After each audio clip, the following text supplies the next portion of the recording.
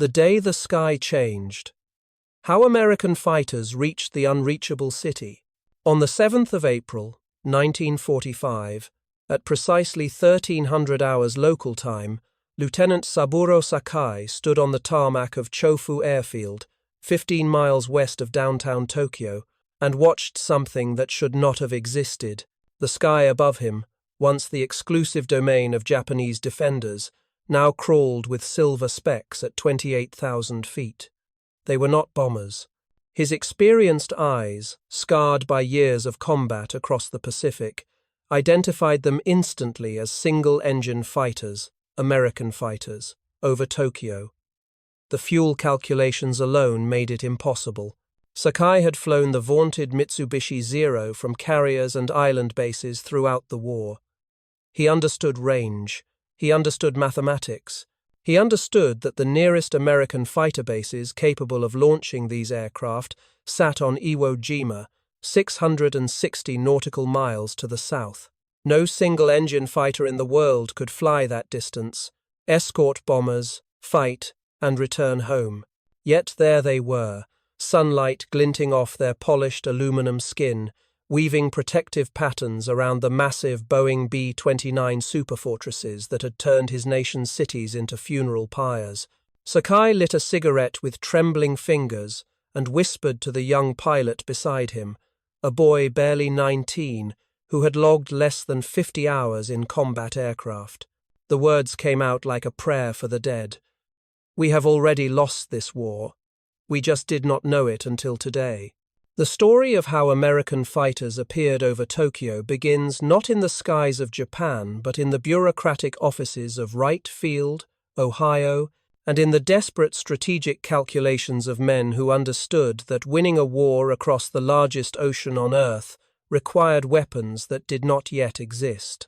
It is a story of underestimation and transformation, of engineering married to desperation, and of a single aircraft design that rewrote the rules of air warfare so completely that its opponents could only watch in disbelief as their most fundamental assumptions about combat dissolved. The North American P-51 Mustang, equipped with expendable drop tanks, did not simply extend the range of American air power. It rendered an entire defensive philosophy obsolete and turned the sky itself into an American highway stretching from jungle airstrips to the heart of the Japanese Empire. What Japanese pilots saw on that April day was not merely a tactical surprise. It was the physical manifestation of industrial might, scientific innovation, and strategic vision converging into a weapon that made their courage irrelevant and their sacrifice meaningless. The story of how that silver aircraft came to circle above the Imperial Palace is the story of how wars are truly won, not through bravery alone, but through the cold mathematics of fuel capacity, drop tank engineering, and the willingness to imagine what others declared impossible. In the spring of 1943, the strategic situation facing American war planners in the Pacific Theater bordered on the absurd. The Boeing B-29 Superfortress, the most expensive and technologically advanced weapons program in American history, costing more than $3 billion to develop and produce, promised to bring the war directly to the Japanese home islands through high-altitude precision bombing. Yet the aircraft faced a problem that no amount of money or engineering brilliance had yet solved. It would fly alone. Every fighter aircraft in the American inventory lacked the range to escort the bombers from their forward bases to targets deep in Japan. The Republic P-47 Thunderbolt, a magnificent aircraft in the European theater, could barely manage 450 miles on internal fuel. The Lockheed P-38 Lightning, twin-engined and powerful, stretched to 600 miles but remained unavailable in sufficient numbers for Pacific operations. The Vought F-4U Corsair, designed for carrier operations, faced its own range limitations and integration challenges. The strategic bombing campaign, the weapon meant to break Japanese industrial capacity and civilian morale, would proceed without fighter protection. The bombers would face alone the full fury of Japanese air defenses, standing alone against fighters designed and trained for exactly this kind of interception. General Henry Arnold, commanding general of the United States Army Air Forces, called it unacceptable. His staff called it unsolvable. The laws of physics, fuel consumption, and available technology seemed to dictate that bomber crews would simply have to die in larger numbers. This was the accepted reality. The men who flew the B-29s understood their predicament with crystalline clarity. Captain Robert Morgan, a veteran bomber pilot transferred from European operations to the Pacific, described his first briefing for a mission against Tokyo in terms that left no room for optimism. They told us the target, they told us the altitude, they told us the expected flak concentrations and fighter opposition, and then they told us there would be no escort, not for the ingress, not over target, not for egress. We were going in alone, and we were coming back alone, if we came back at all. The odds were mathematical. Each mission reduced your chances.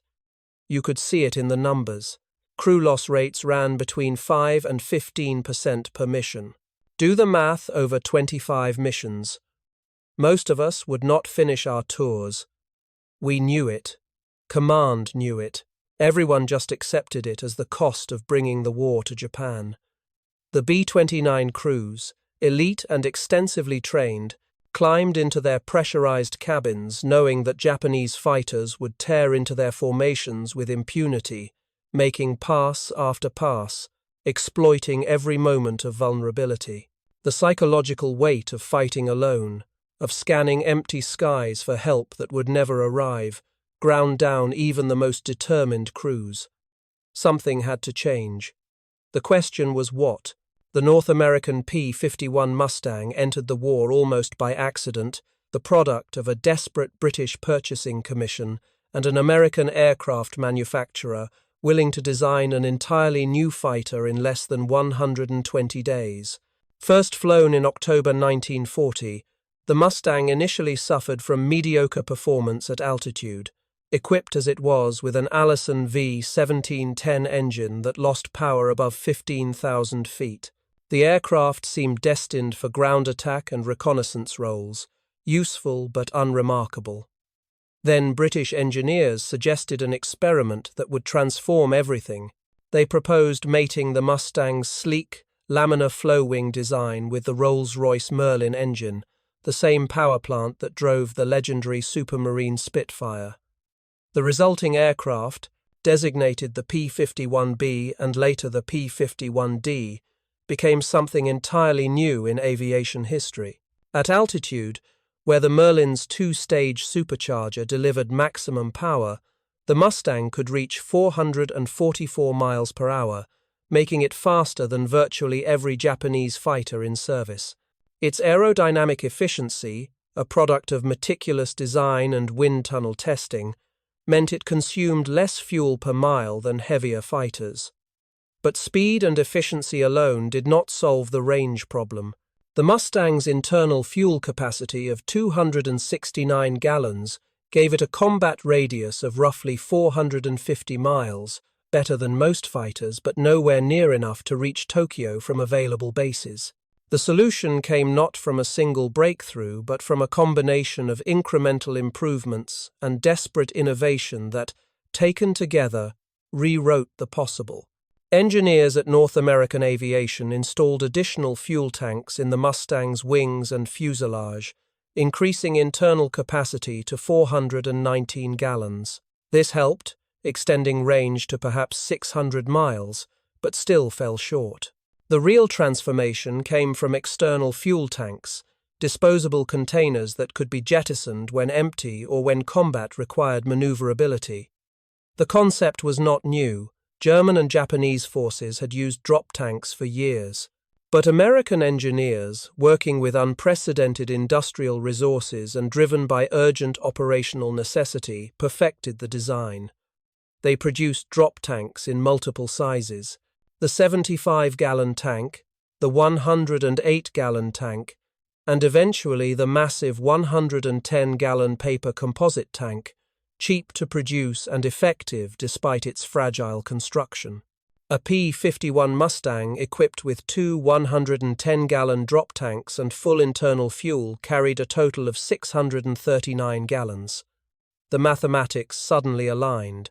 Flying at optimal cruise settings, around 260 miles per hour at 25,000 feet, the Mustang could cover more than 1,300 miles. The combat radius, accounting for takeoff, climb, combat reserves, and landing, exceeded 650 miles. Tokyo lay 660 nautical miles from Iwo Jima. The margin was razor-thin, but it was enough. Testing the concept in combat conditions required volunteers willing to stake their lives on fuel consumption calculations and weather forecasts. The 7th Fighter Command, based initially on Iwo Jima after the island's capture in March 1945, received the mission. These pilots, many veterans of European combat, understood both the promise and the peril. Colonel Dean Hess, one of the unit commanders, gathered his pilots in a Quonset hut made stifling by the tropical heat and explained the stakes. "Gentlemen, we are going to do something no one has done before. We are going to fly single-engine fighters 700 miles over open ocean, fight over the most heavily defended target in the Pacific, and fly 700 miles back. If your engine fails, you ditch. If you get lost, you ditch. If you take battle damage, you might make it home, or you might ditch. The Navy will have rescue submarines positioned along the route, but finding a single pilot in the Pacific Ocean remains a low-probability proposition. I will not order anyone to fly this mission. I need volunteers." Every hand went up, not because these men were suicidal, but because they understood what their presence over Tokyo would mean for the bomber crews who had been dying alone for months. The fighter-pilot culture of the American military emphasized protection of the bombers above personal glory or individual survival. These men would fly the impossible mission because it was the mission that mattered. Act 2. The Silver Highway to Tokyo. The first long-range fighter escort mission to Tokyo launched on the 7th of April, 1945. The same day, Lieutenant Sakai stood on Chofu Airfield and watched his world change. 108 P-51 Mustangs, each carrying two 110-gallon drop tanks, roared down Iwo Jima's runways at dawn. The pilots flew in close formation, conserving fuel through the aerodynamic efficiency of group flight. Navigation was performed by lead aircraft equipped with improved instruments, while wingmen focused on maintaining position and scanning for threats. The flight north took 3 hours and 45 minutes. Below them, the Pacific stretched empty and hostile, a grey-green expanse that offered nothing but death to anyone forced down. Pilots monitored fuel gauges with obsessive attention, calculating consumption against distance covered, adjusting mixture settings to squeeze every possible mile from each gallon. They flew at 22,000 feet, an altitude that balanced fuel efficiency against the need for operational flexibility. Radio silence was maintained except for essential navigation updates. The formation existed in a bubble of engine noise and isolation, each pilot alone with his thoughts and his fuel gauge, watching the numbers count down toward a point of no return. Major James Tapp, flying as squadron leader for the 15th Fighter Group, described the emotional landscape of that first mission in his post-war memoirs. "We knew the numbers. We knew that if the winds shifted, if weather forced us to deviate, if combat burned fuel at higher consumption rates, we might not make it home. But we also knew that somewhere ahead of us, B-29 crews were flying into the teeth of Japanese defenses without us. That knowledge made the fear manageable. You did not think about ditching in the Pacific. You thought about the bomber crews. You thought about doing your job. Everything else was just noise." As the formation crossed the Japanese coast at Inubosaki, east of Tokyo, pilots caught their first sight of the target area. Smoke from previous raids still hung over the city. The coastal defenses, alerted to the incoming raid, began throwing up flak patterns. The Mustangs, still at altitude and not yet engaged with enemy fighters, maintained formation and pressed north toward the rendezvous point with the B-29 bombers. It was at this moment, as American fighters appeared over the Japanese home islands at combat strength for the first time, that the strategic balance of the air war shifted irrevocably. Japanese air defense commanders, watching the radar plots and receiving visual reports from coastal observers, initially refused to believe what they were seeing. The reports made no sense. Single-engine fighters could not reach Tokyo from any American base. The plots had to be erroneous, perhaps caused by atmospheric conditions or equipment malfunction. When visual confirmation arrived from multiple sources, the commanders faced a cognitive dissonance that paralyzed decision-making. Captain Toshio Ota, serving as air defense controller for the Tokyo region, later told American interrogators that the reports created complete confusion. "We knew American capabilities. We had intelligence on their aircraft ranges. This was impossible. Yet the reports kept coming. Single-engine fighters, dozens of them, over Tokyo." The Japanese scrambled every available fighter, launching more than 150 aircraft from bases around the metropolitan area. A-2M0s, Ki-84 Hayates, N-1K Shiden interceptors, and J-2M Raidens climbed to meet the threat. These pilots, many of them veterans with hundreds of hours of combat experience, approached the engagement with confidence born of desperation. They were defending their home. They knew every valley and landmark. They had the advantage of operating over friendly territory with nearby bases for refueling and rearming.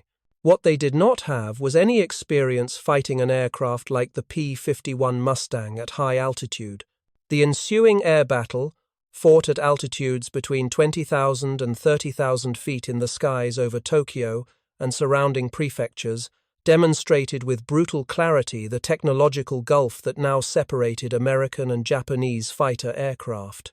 The Mustang, at combat altitude, could outrun, outclimb, and outdive virtually every Japanese fighter.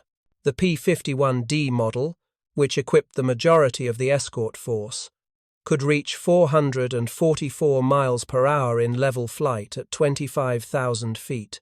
The A-6M0, the aircraft that had terrorized Allied forces in the war's early years, maxed out at 350 miles per hour at the same altitude and suffered from deteriorating performance as the war progressed and Japan's industrial capacity crumbled. Replacement parts became scarce. Quality control declined. The experienced pilots who had made the Zero legendary were dead, their knowledge and skill irreplaceable. The men flying Zeros in 1945 were often teenagers with minimal training, thrown into combat with 50 or 60 hours of flight time.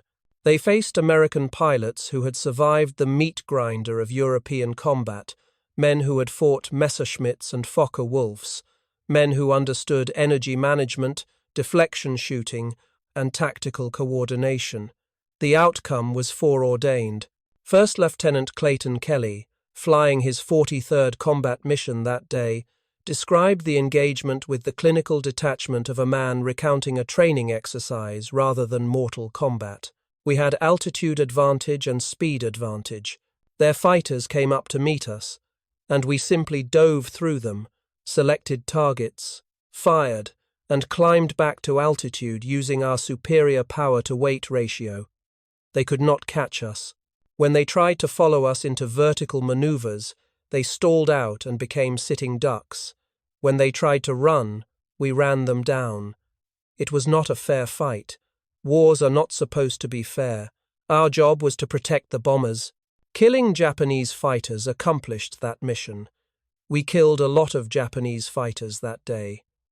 American pilots claimed 79 confirmed air-to-air victories during the mission.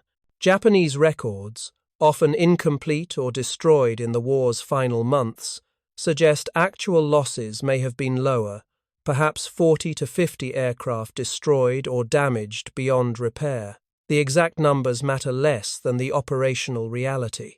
Japanese fighters launched to defend Tokyo and failed completely to interfere with the B-29 bombing operation. The bombers hit their targets with unprecedented accuracy, facing reduced defensive fire as Japanese fighters focused instead on the marauding Mustangs. Not a single B-29 was lost to fighter attack during the mission. The lesson was clear and terrible. Japanese air defenses could no longer protect Japanese cities. The return flight tested the limits of aircraft and pilot endurance. Fuel consumption during combat ran higher than planned. The twisting, turning, climbing, and diving necessary for air combat burned fuel at rates that no planning could perfectly predict.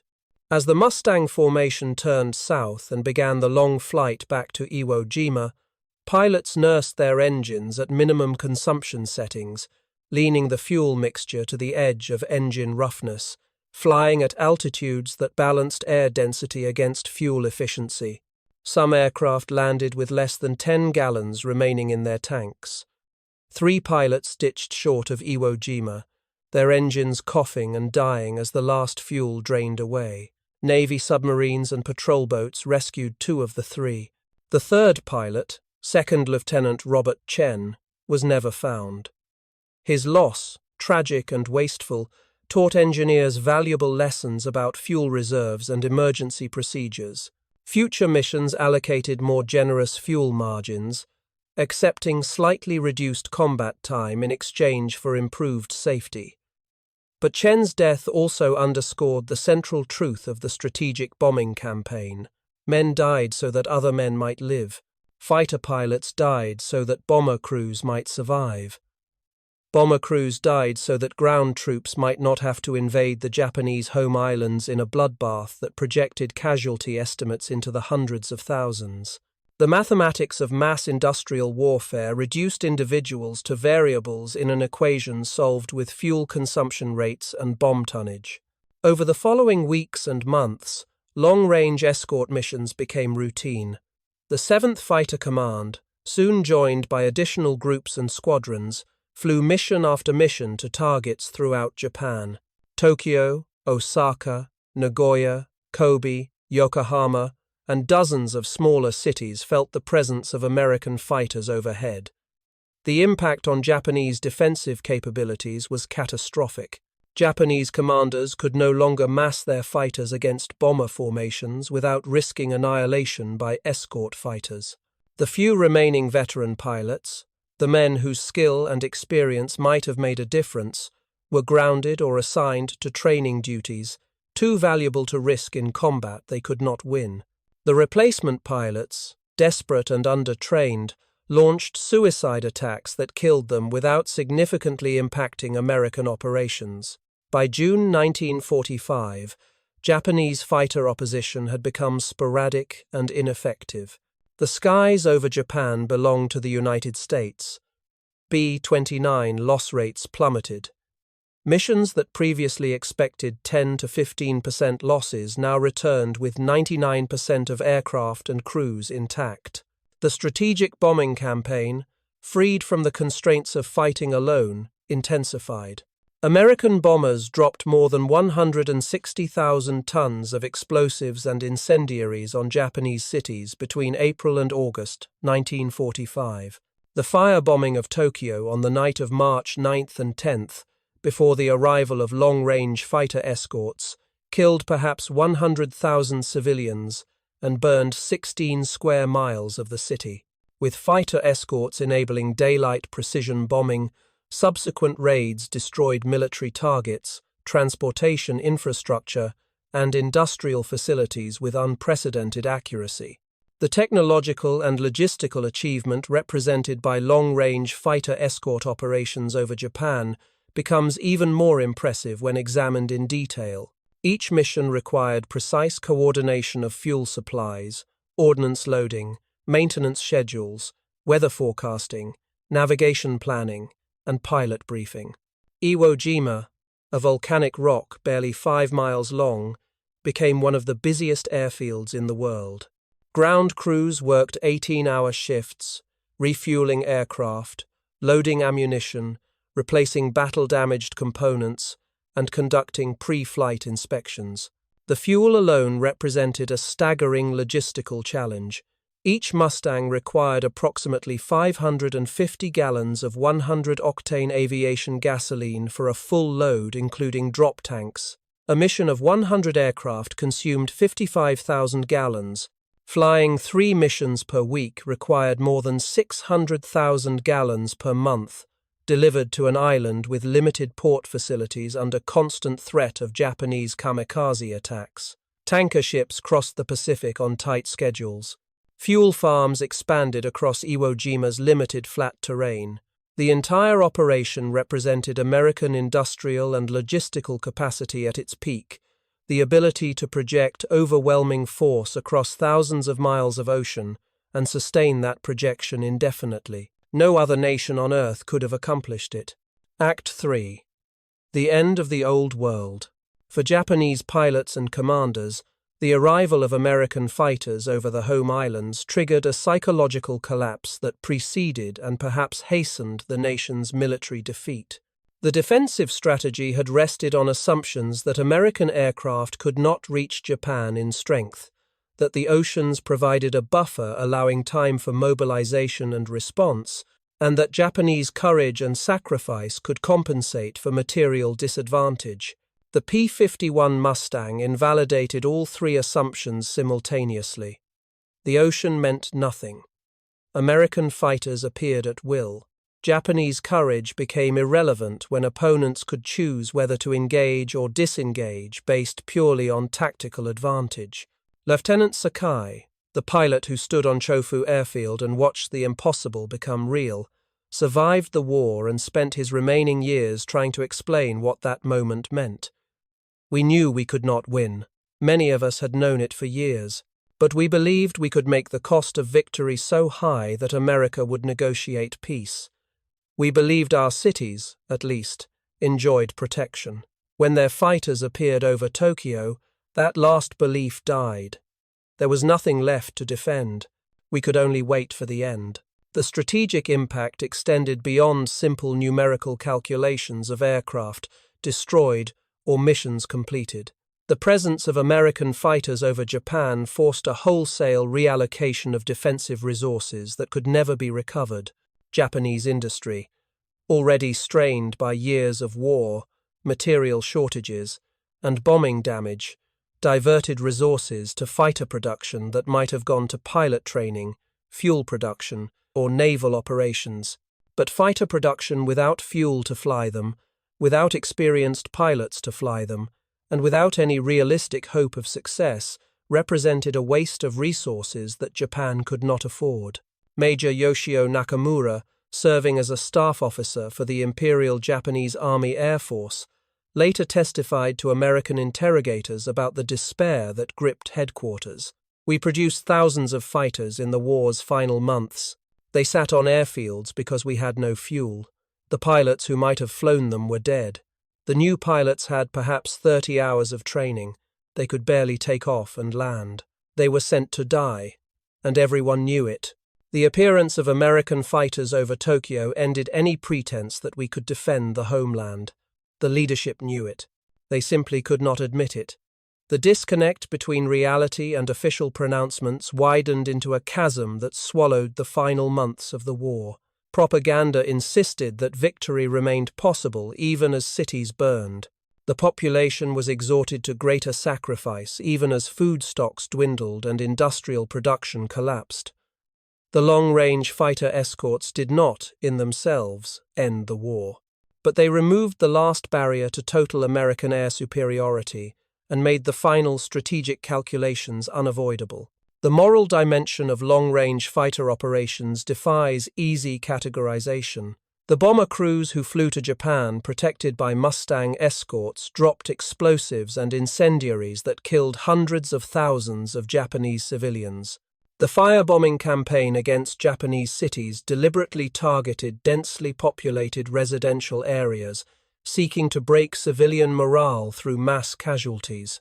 American commanders justified these tactics through the argument that Japanese industrial production depended on small workshops distributed throughout urban areas, making civilian and military targets inseparable.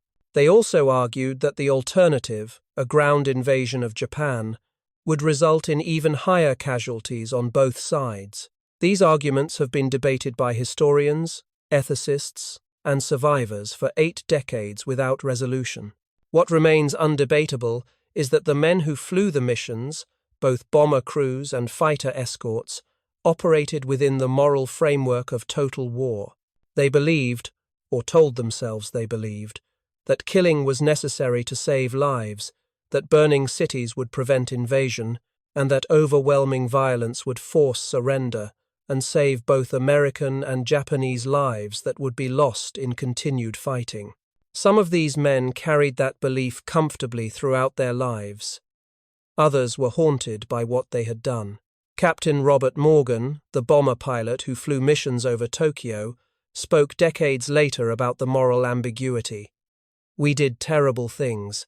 I do not deny that. We burned cities. We killed civilians. But I also do not regret it, because I believe the alternative would have been worse. I cannot prove that. No one can. We live with the choices we made. That is all anyone can do."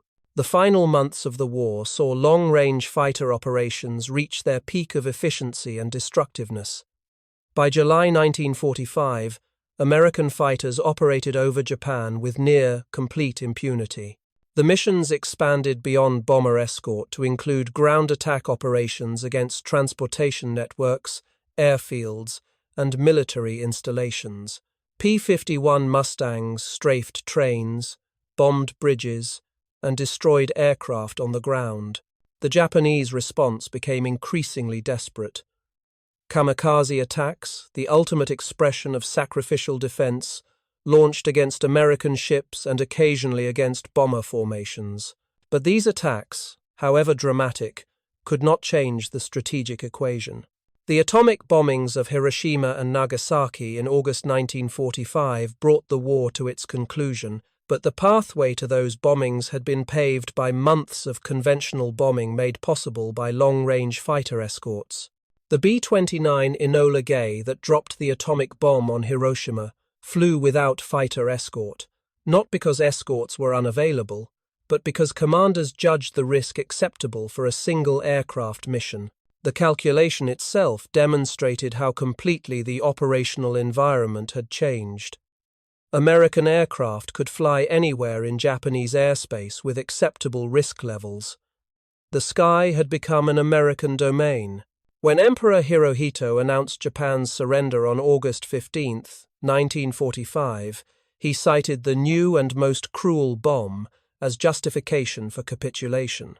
He did not mention the months of conventional bombing that had already destroyed more than 60 Japanese cities and killed hundreds of thousands. He did not mention the long-range fighters that made that bombing possible. Yet historians examining the decision-making process that led to surrender consistently identify the conventional bombing campaign as a crucial factor. The atomic bombs provided a face-saving justification for surrender, an explanation that emphasized external force rather than internal defeat. But the decision to surrender reflected months of accumulated damage, dwindling resources, collapsing morale, and the undeniable reality that Japan could no longer defend its cities, its military, or its people. The P-51 Mustang, arriving over Tokyo with its drop tanks and impossible range, served as the physical embodiment of that reality. It demonstrated that American industrial and technological superiority had reached the point where Japanese resistance was literally meaningless. No amount of courage or sacrifice could alter the mathematics of fuel consumption and bomb tonnage. Epilogue. Legacy in aluminum and memory.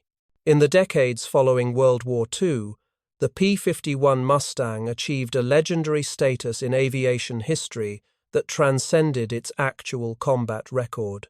The aircraft came to symbolize American air power in its ascendant moment, the period when American technology and industrial capacity dominated global conflict. Aviation museums around the world preserved and restored Mustangs, flying them at air shows where crowds gathered to watch and hear the distinctive sound of the Merlin engine. The pilots who flew them became celebrities, sought after for interviews and memoirs. Books and documentaries celebrated the aircraft's speed, range, and beauty. Lost in much of this celebration was the mundane truth that the Mustang's decisive advantage came not from any single brilliant innovation, but from the pedestrian engineering of external fuel tanks married to institutional willingness to solve logistical problems. The drop tanks, ugly and disposable, received far less attention than the polished aluminum fuselage.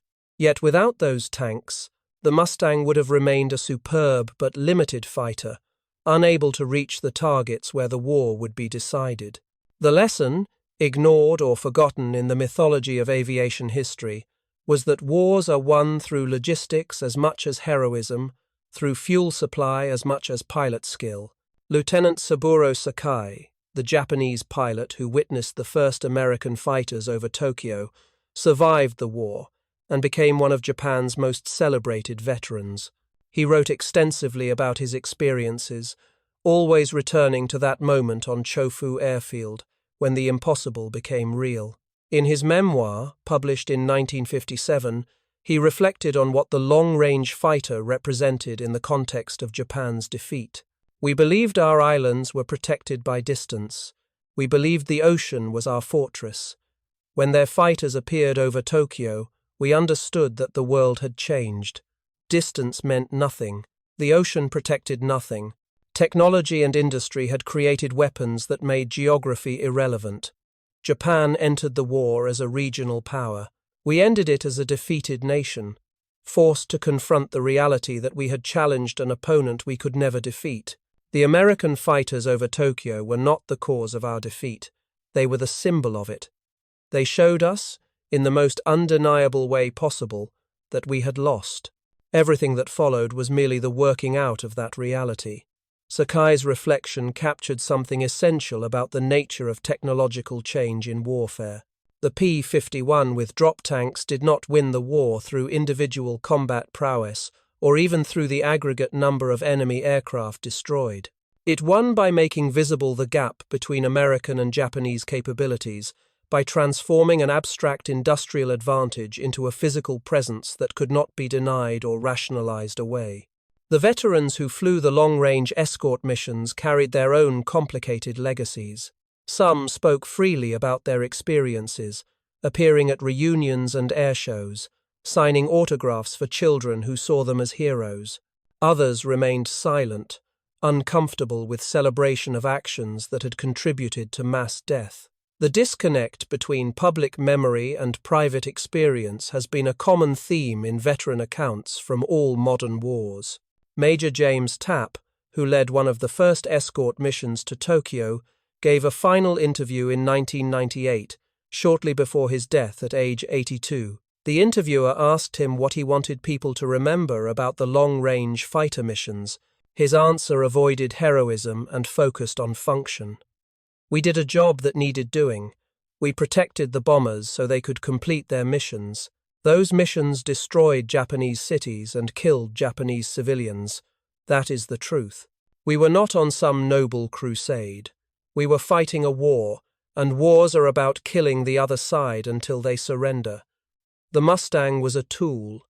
We were tools using that tool. I am proud of the men I served with. I am proud we did our jobs well. I am not proud of the job itself. War is not something to be proud of. It is something to be endured and, if possible, avoided. We could not avoid it, so we did it. That is all."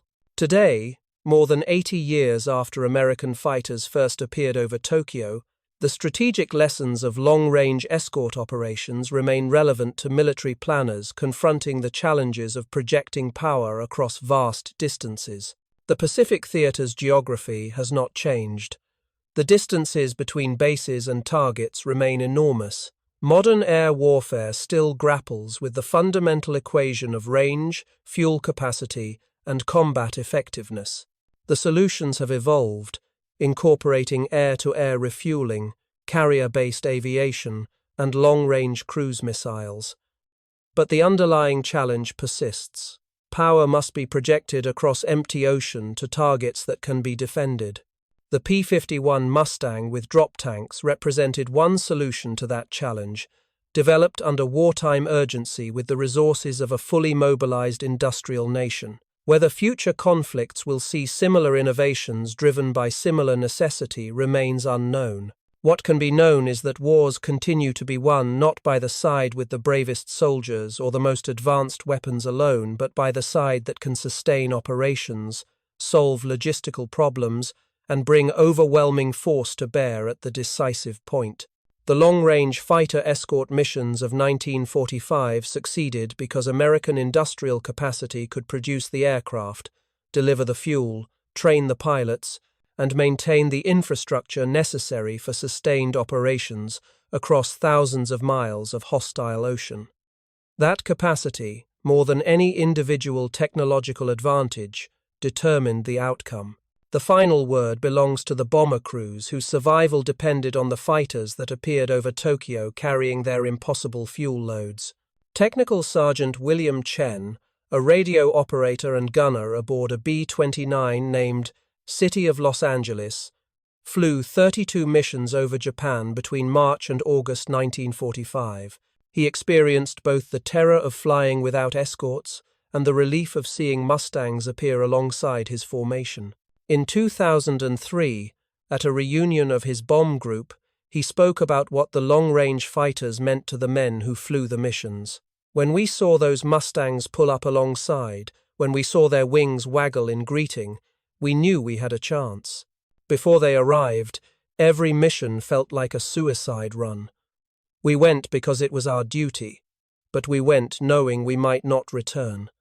The fighters changed that calculation. Suddenly, we had protection. Suddenly, the odds shifted. Not hugely. Men still died. Aircraft still went down. But we had a fighting chance. That is all anyone can ask for in war.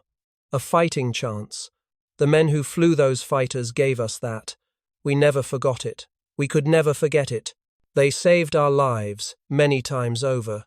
That debt cannot be repaid. It can only be remembered. The memory persists in photographs of silver aircraft against blue skies, in the recorded testimonies of aging veterans, and in the preserved Mustangs that still fly at air shows, their Merlin engines producing the same distinctive sound that Japanese pilots heard over Tokyo in the spring of 1945, the sound of their world ending and a new one beginning, the sound of inevitable defeat made audible in the roar of an American fighter that should not have been there but was, impossible made real through engineering, determination, and the brutal mathematics of industrial war.